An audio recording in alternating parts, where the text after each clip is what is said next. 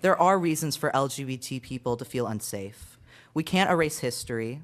We can't unhear the news stories about violence directed at our peers. And the statistics, they stick with you. I know I've read them. I was 15, starting to realize that I was trans, and I sat down and I read my future. Discrimination, violence, the suicide rate. I know parents read them. And suddenly, instead of worrying about if their kid's gonna do well in school, stay out of trouble, whatever parents worry about, it's what the world has in store for their child. And these fears, these burdens, they don't stop at coming out. It leaches into everyday life. What is needed to overcome these fears and to overcome the hatred directed at us from our capital is protection at the city level. This city has so much potential. We have a thriving community. And when you look at this ordinance tonight, I ask that you not limit your line of thinking to why would someone feel unsafe in Columbia? This ordinance is an opportunity to make Columbia a place for students, for families, for businesses to want to settle down and call this place home. And it's more than just Columbia. It sends a message to see this relatively small town in Red, Missouri take a stand against the bigotry that's come to be expected of us.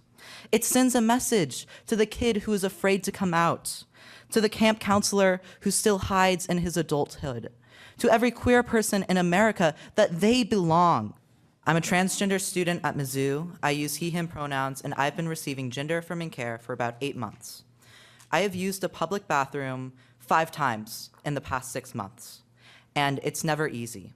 If I'm in a building, I will find a bathroom the furthest possible away from others.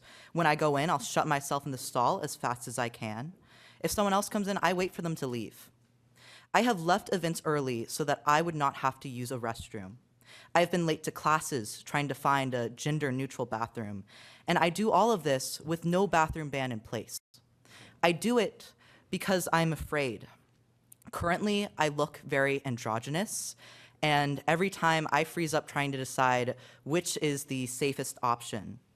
And oftentimes that decision is that waiting 10 minutes, 30 minutes, an hour is worth it over the risk of making the wrong decision. And yet, I haven't been personally harassed in a bathroom. It really struck me in an earlier council meeting when Don Waterman asked about physical safety. You know, how many complaints have we actually heard from the police department about threats and harassment? And I want to emphasize that the need for this ordinance cannot be quantified in this way. You watch when you first meet people, the things they say, the way they act towards you. I remember there was a time I was having trouble at a summer camp with some bullying, and I had this camp counselor tell me that he would still feel himself lower his voice around others, that he would still avoid bringing up his partner. And so here was this adult who had been out for years telling me he was still just as afraid as I was. And I wish that this was enough. I wish that this was it, but it's not. Now the fears of the students at Mizzou, of Columbia residents, of youth, and of family is, will I have access to the medical care that has saved my life? Do I need to look at schools to transfer to? Do I need to look at jobs outside this state? Can I afford for my family to live somewhere else? We prove with our lives as queer people, and we prove as our community that happiness and success can coexist with queerness. And every person in this room is making a difference by being here.